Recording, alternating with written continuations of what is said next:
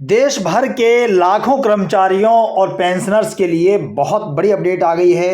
एनसीजेसीएम ने आपके लिए बहुत ही महत्वपूर्ण मेमोरेंडम 8वें वेतन आयोग के सामने रखा है, जो कि सेंट्रल गवर्नमेंट एम्प्लॉइज और एग्जिस्टिंग पेंशनर्स हैं, उनकी डिमांड को ध्यान में रखते हुए तैयार किया गया है। और आप यहाँ पे देख सकते हैं, ये एनसीजेसीएम ने 8वें वेतन आयोग को ये 51 पेज का जो लेटर लिखा है, इसमें कई महत्वपूर्ण बातें यहाँ पे बताई गई है, जिसमें कहा गया है कि 3 यूनिट से बढ़ाकर फैमिली यूनिट को 5 किया जाए।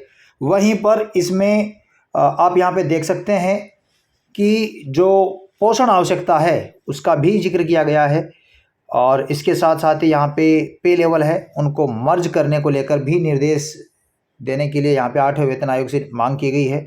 और यहाँ पे मिनिमम बेसिक पेंशन है और मिनिमम बेसिक सैलरी है, उसको बढ़ाने के लिए अलग अलग लेवल के अनुसार कितनी बेसिक होनी चाहिए, वह बहुत ही बारीकी से अध्ययन करते हुए समझाया गया 8वें वेतन आयोग कि इस तरह से किया जाए।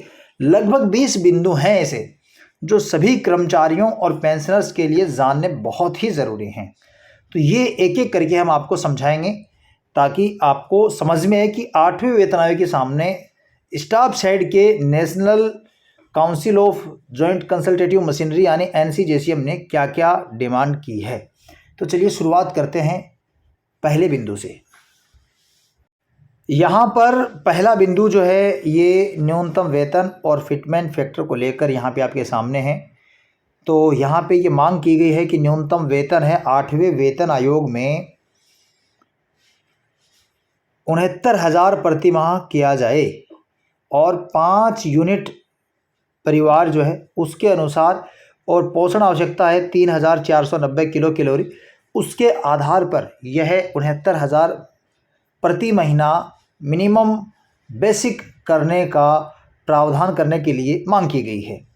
ये जो 69,000 मिनिमम बेसिक है, ये तब होता है जब फिटमेंट फैक्टर 3.833 हो। ये मांग की गई है कि इसके लिए आपको फिटमेंट फैक्टर 3.833 किया जाना चाहिए। ये प्रस्तावित है, ये प्रस्ताव दिया है। वार्षिक वेतन वृद्धि जो कर्मचारियों को मिलती है, ये साल में 3% की बढ़ोतरी होती है, आपको पता है, लेकिन अब इसको बढ़ाकर 6% प्रतिवर्ष करने की मांग यहाँ पर एनसीजेसीएम के द्वारा रखी गई है। 6% बढ़ोतरी हर महीने कर्मचारियों को मिले, ऐसी मांग की गई है। और लेवल मर्जर की बात करें तो लेवल 2 और 3 को मिलाकर लेवल 3 बनाया जाए, लेवल 4 और 5 को मिलाकर 5, 7 और 8 को मिलाकर 8, 9 और 10 को मिलाकर 10, और लेवल 5 के कर्मचारियों के लिए एक मुश्त व्यवस्था के तहत लेवल 6 में अपग्रेड या मर्ज किया जाए। इस तरह की मांग यहाँ पे की गई है। महंगाई भत्ते और महंगाई राहत से संबंधित यहाँ पे दूसरा बिंदु आप देखेंगे तो इसमें ये जो मांग की गई है वो मैं आपके सामने इसलिए लेकर आएंगे, अगर हम 51 पेज की पीडीएफ को देखेंगे पढ़ेंगे तो उसमें लगेगा समय, उसको हम कुछ पॉइंट्स में आपके लिए लेकर आए हैं। महंगाई भत्ता जो है ये 12 महीने से के बजाय हर 6 महीने के औसत के ऊपर इसकी गणना की जानी चाहिए। मतलब मिलता तो 6 महीने से, लेकिन औसत जो है वो 12 महीने का निकाला जाता है। तो ये कहा गया कि हर 6 महीने के औसत के आधार पर इसकी गणना की जानी चाहिए। और जब DAR 25% को पार कर जाए, मतलब 25% से ऊपर हो जाए, तो इसको बेसिक में मिलाया जाए, इस तरह का सुझाव भी दिया गया है। बात करें मकान किराया भत्ता, जी हाँ, मकान किराया भत्ता जो है ये अक्ष श्रेणी के शहरों में 40% करने को प्रस्ताव दिया है, Y श्रेणी में 35% और Z श्रेणी में 30%। इस तरह से मकान किराया भत्ता देने के लिए प्रस्ताव दिया गया है। और पेंशन भोगियों को भी मकान किराया भत्ता यानी हाउस रेंट अलाउंस देने की सिफारिश एनसीजेसीएम के द्वारा की गई है।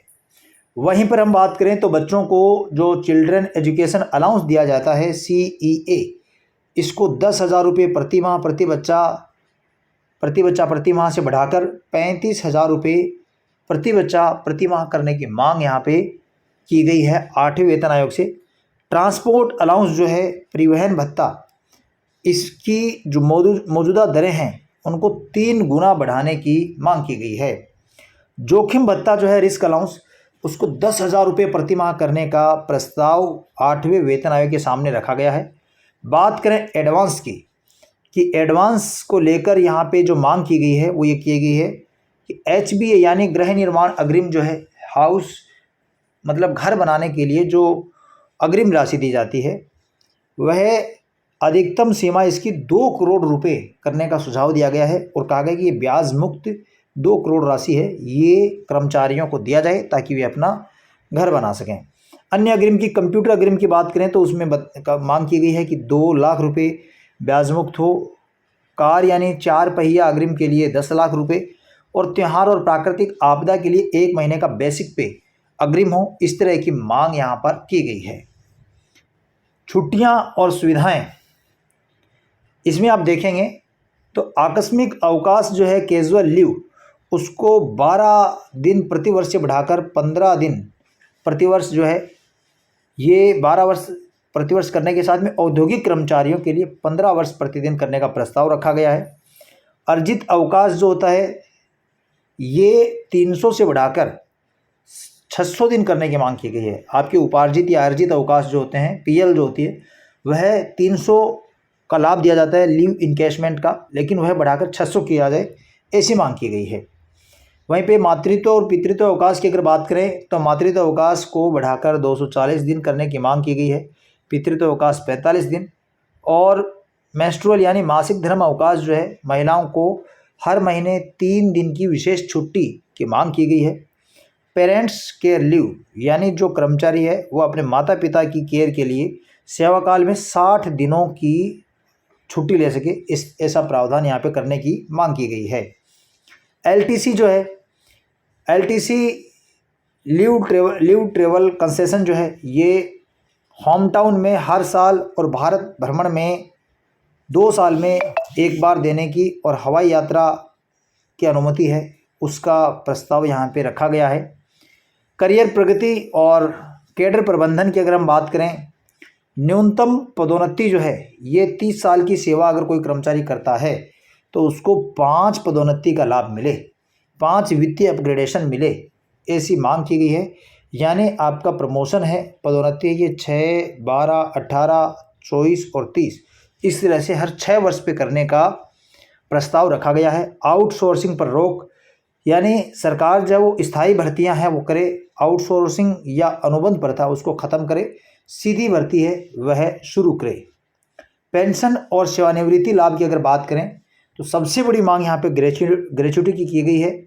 ग्रेच्युटी की अधिकतम सीमा को 25 लाख से बढ़ाकर 75 लाख करने का प्रस्ताव रखा गया। 30 दिनों में जो गणना की जाती है ग्रेच्युटी की, उसको 25 दिनों के आधार पर करने की यहाँ पे मांग की गई है। पेंशन कम्यूटेशन जो बहाली 15 वर्ष की होती है, उसको घटाते हुए 11 वर्ष में बहाली करने की मांग की गई है। साथ में गुजरात सरकार का आदेश भी यहाँ पर 8वें वेतन आयोग को दिया गया है, जिसमें 13 वर्षों में कम्यूटेशन बहाल किया जाता है, और राजस्थान में जैसे 14 वर्षों में होता है।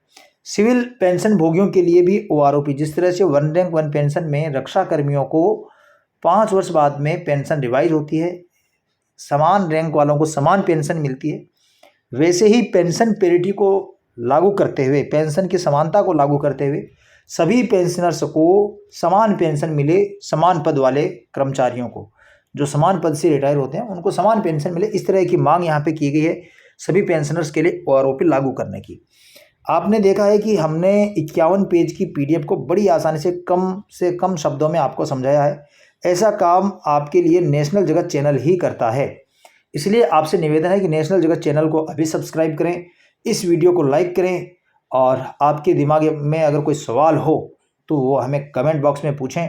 कमेंट बॉक्स सिर्फ और सिर्फ हमारे सब्सक्राइबर के लिए खुला है, जो कम से कम 1 दिन पुराने हमारे सब्सक्राइबर हैं, वो ही कमेंट कर सकते हैं। मिलते हैं अगले वीडियो में, तब तक के लिए जय हिंद, जय भारत।